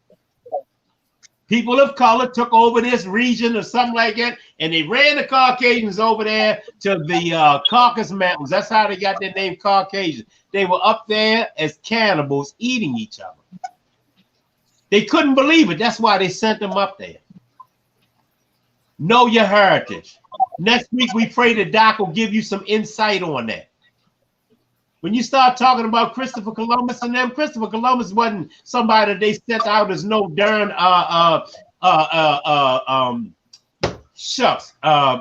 explorer. Over there, them God-forsaken dungeons over there, having sex with each other. The queen of wherever it was, England, I believe, or somewhere, put them on some ships so they sail off the end of the earth. Dirty bastards. They was trying to kill them. They went over there. They didn't even kill. They couldn't even die right the first time they came back. So they said, "Oh, we okay, y'all. We okay." The queen put them back on 3 ships, sent them away again. Sent them away again. There has never been, there will never be documented, and in my heart and in my life, a group, a race like us, what do y'all think if we had everybody else with slaves? What if they were our slaves? They would still be slaves. You think they would have ever fought their way out of it? You think they would have ever jumped off a boat? You think they would have walked 700 miles for 7 months? Could they do it? No. You're part of the proudest, the most resourceful, the most awesome group in the world. Black people. Black people. My prayer is that next week. I can't speak for Gina and Doc, but I pray that our 2 episodes next week, next Tuesday and Thursday, are knowledge. Gonna take you back, gonna give you some knowledge. Join in, tune in, and find out what we can tell you. When we asked Gina to play one of the parts, she has 3 new roles she's playing up in there. We asked Gina to take time out to give us a part. But Doc, to tell us our history. It does not start with slavery. Doc, can you help us with that?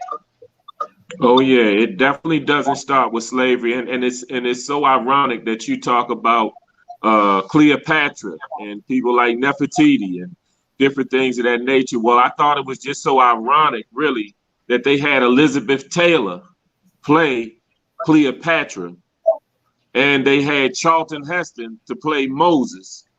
Yeah. Both of them who were people of color.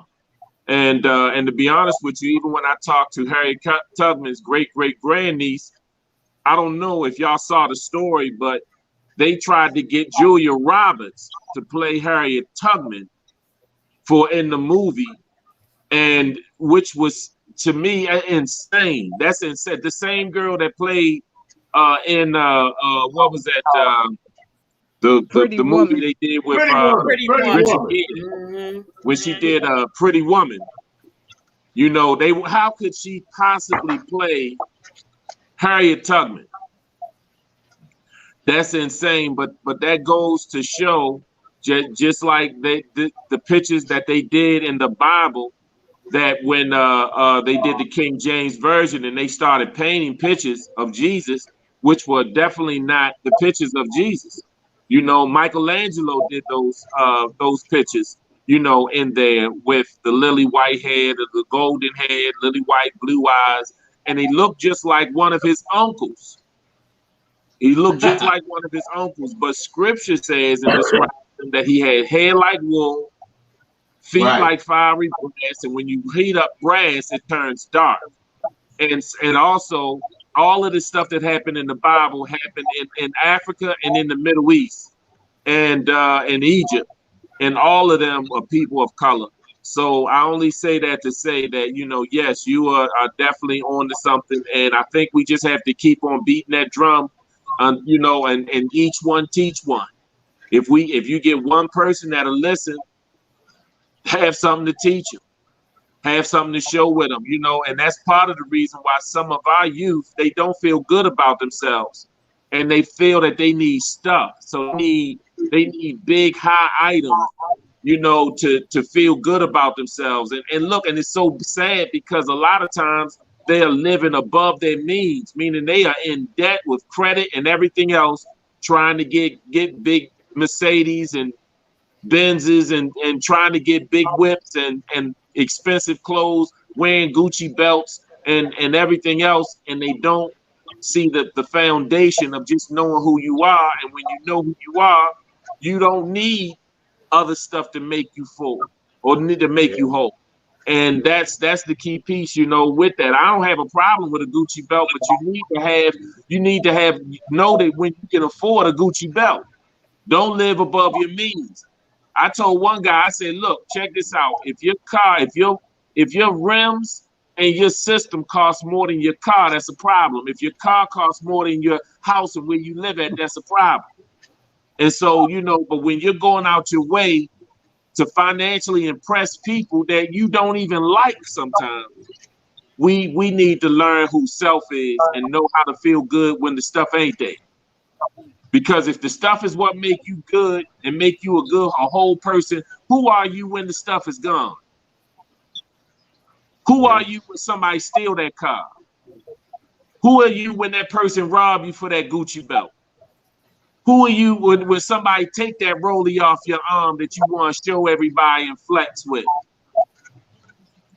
You know what I'm saying? So stuff can't be the thing that's your foundation and make you. You got to know who you are going in the door. And also you need to really know who you are going in the store. Yeah. Hey, Gina, what makes you, thank you, Doc. Gina, what made you so passionate with history? What made you so involved with Harriet Tubman?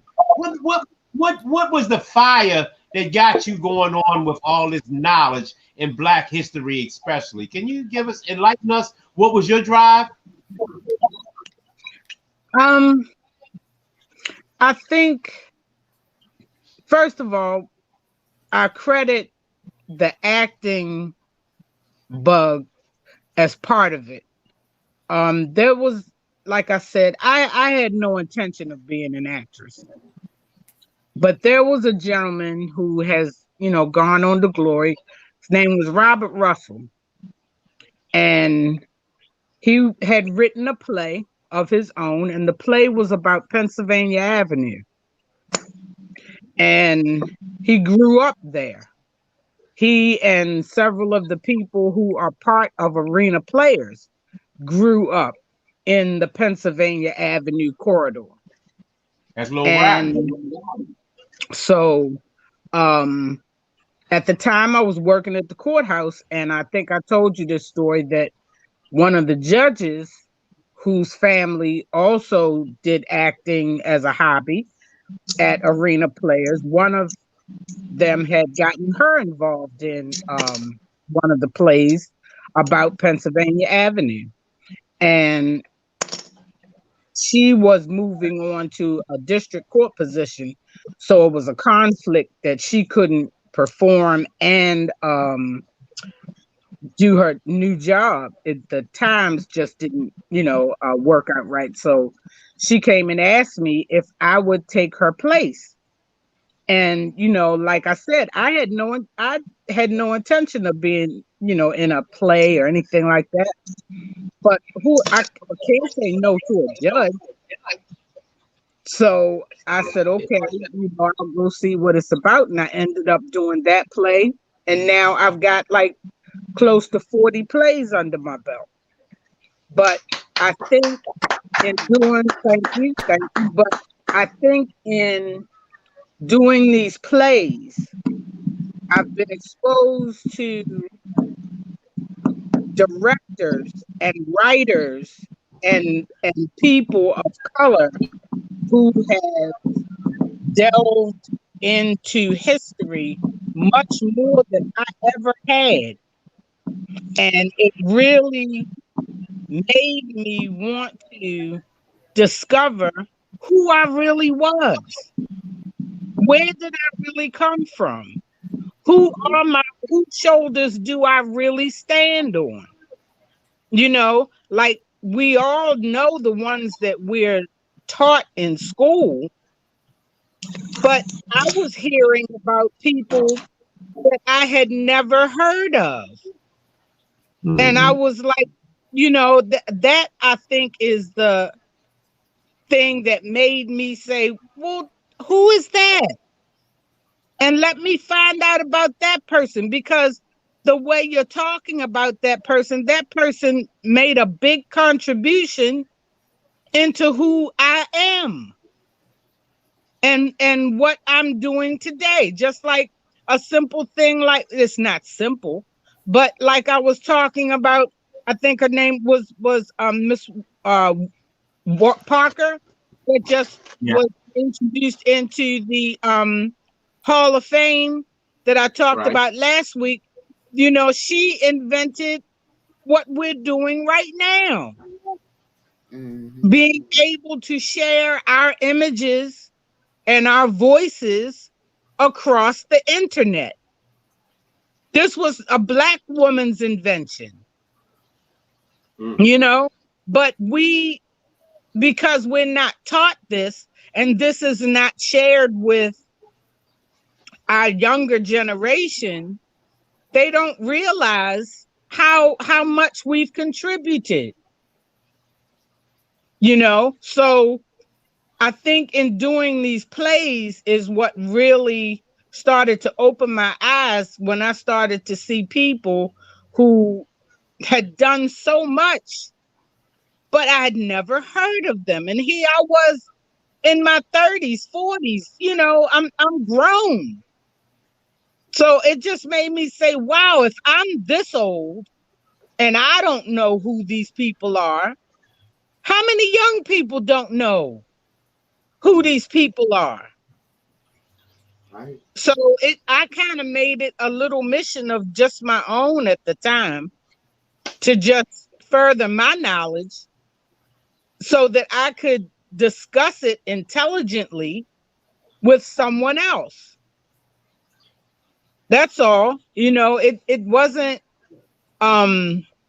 necessarily that I picked Harriet Tubman. It was just that I needed to know about my history. I felt really, I almost felt ashamed when I think when we went to the Harriet Tubman center, and they have a card game. And maybe next time that I go, I'll actually buy the card game that actually has people's names and faces on them who have, African Americans who have contributed to our history. And when you go through the cards and you say to yourself, darn, I don't know a third, maybe half of who these people are. And when you find out what they've done, you're like, wow, you're almost embarrassed. I know what you mean. But it's not our fault. It's not our fault. Because a lot of this information was not put in our history books. It was not taught in our schools. It was not passed down from our elders, because I'm sure many of them didn't know it either. So right. I just kind of made it a little mission of my own. That's all. Thank you, Gina. CC, let me ask you this. What made you, the regular girl from Norfolk, the girl that spent all her teenage time and stuff on Park Heights, and unwed, single mom with young kids and stuff like that? What made you be so passionate about knowledge? What made you feel like you could be the engineer, that you could run the podcast? What made you be the person in the house with this resourceful husband, but you still program the remotes? That you the one that works on the dishwasher, that you're the one that put the things together. I mean, what told you that I can do these things? What made you want to do these things? Just reading? Why do you read? Okay, why do you read catch-up bottles? I have always been a person that's always thought that as a female, that as a woman, that people place too much emphasis on the way that we look. And I always wanted people to know that I was more than a pretty face. I would rather be respected for my mind than my looks. So I always had a thirst for knowledge. I always want to be the person in the room that I may not have a wall full of degrees and be a world traveler or anything of the sort. But I always felt like if you have a thirst for knowledge that is there, if you want to receive it. Like Gina said, that a lot of these things we aren't taught in our schools. They aren't in our history books, but they are out there if we go and seek this knowledge. So I never wanted to be the person that, and almost to a fault, but I never wanted to be a damsel in distress. You know what I'm saying? It's good. I thank God every day for having a wonderful husband who provides for me, who takes care of me, who protects me, and all of that. But I always wanted to be assured in the fact and feel comfortable in the fact that I can also do those things for myself, because that's why I always laugh with Maurice about Westerns. That's one of the main reasons that I don't like Westerns, is because of the way that they portray the women in Westerns. I don't want to be, I don't want anybody to see me as that person that always has to depend on a man to do everything for me, to tell me how to think, to tell me what to do, right. So that's why I always, I read things. I get up, I read the news, I read the paper, I read any book that I can get my hands on.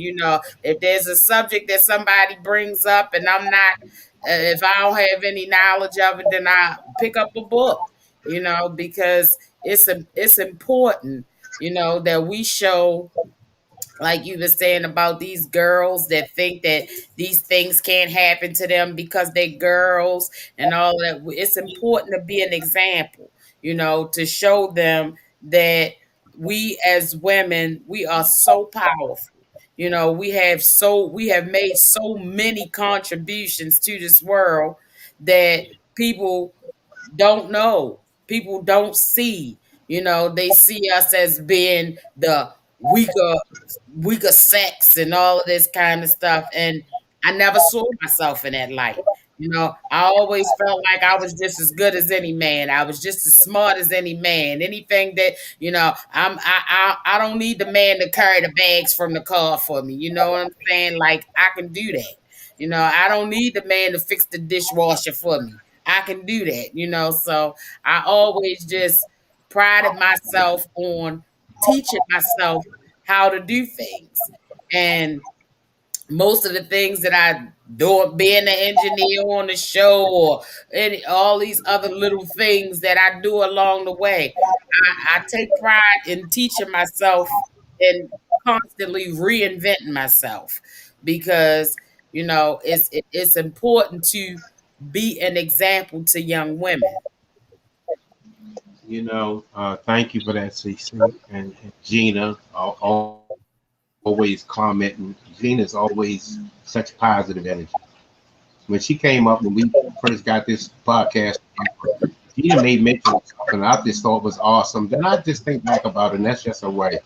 When we was going with this, she kept on making sure that CC felt good about herself. She always called CC, "You got it, CC. We can do it. You the smartest person, the smartest woman in the room." She kept doing that. CC, every time she would say it, CC would smile. CC would smile. I mean, be a rock to somebody. Have something good to say to somebody. My thing, my contribution out here, y'all, is this. God gave me the gift of the gab, and I got it. This is what I do. I've been talking for a minute. I use my talk, and I always did talk. I ain't never been a chump. I've been out there.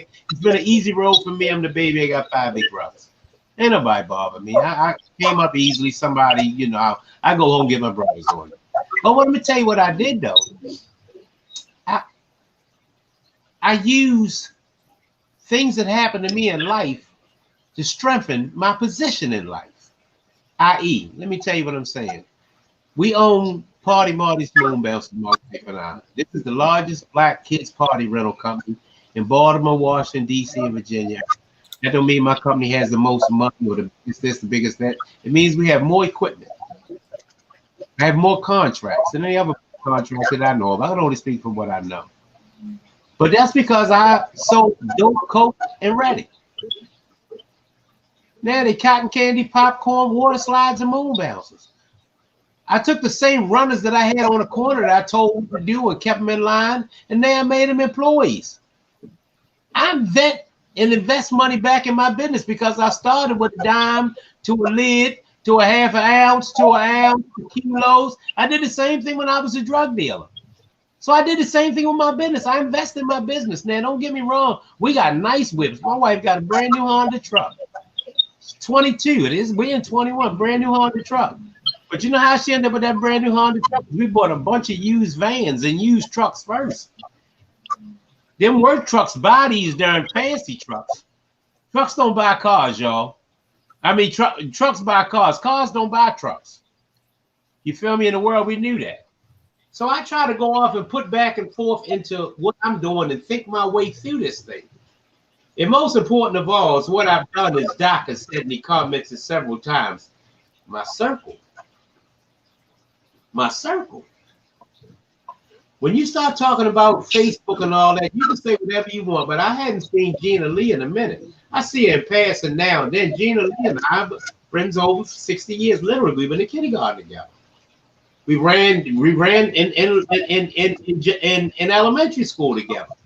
We were teenagers together. We ran in the same circles when hip and cool was smoking weed and going to the show. Gina's my friend. We sort of lost contact with each other, but we got back with each other through Facebook. Now, CC, myself, and Gina, every other week we go out to eat together. We on a podcast 3-4 times a week together. Now, CC has just thrown Gina under the bus again. CC is now my co-host on Sundays. Who you with? You know what I mean? And that's the first thing CC said this over. She said, baby, you know, we talk and stuff like that. You do know who the #1 Raven fan is. I was like, who is that? I said, me. She said, Gina. She said, Gina, big time sports fan. I said, we can't just have Gina over here on Sunday too. She can't do the podcast on Tuesday, Wednesday, Thursday, Friday. You want to put Gina there on Sunday? She said, just ask her. Gina loves sports. Just what I'm saying to y'all is stop putting everybody in a box. Stop putting everybody in a box. See the person for what you see them as. I didn't know, but the best person to do my sports show was my wife. I asked her everything there is about how we're going to run this, what we need to do, who's on the injury reserve. I asked her all that. Then I go get a guy to do the sports show with. Not the person who just finished giving me all the information. You feel me? That's crazy. Gina took a job at the stadium. Why? I want to see the game for free. That was the main selling point. The main selling point of working down the stadium. She kept telling me, Party, you want to see the game for free. She's a Raven fan. That's what she said. She's a Raven fan. You know what I mean? So sometimes just think out the box. All right, y'all, before I start rambling on, let's hands up to another good show. Hands up to another good show. Hey, Gina Lee, closing thoughts. Woo! I'm gonna end on Doc's statement. What he say? Don't count the days, make the days count. Yeah. I'm gonna end it right there. Love that. Hey, you had that pen, didn't you, Gina? I ain't had my ink pen right then. I saw Gina say, keep mine. I sit down with mine. Yeah, I sit down with mine. Yeah. Heck yeah. I'm ready. Give it to us again, Gina. Don't count the days, make the days count. I love it. I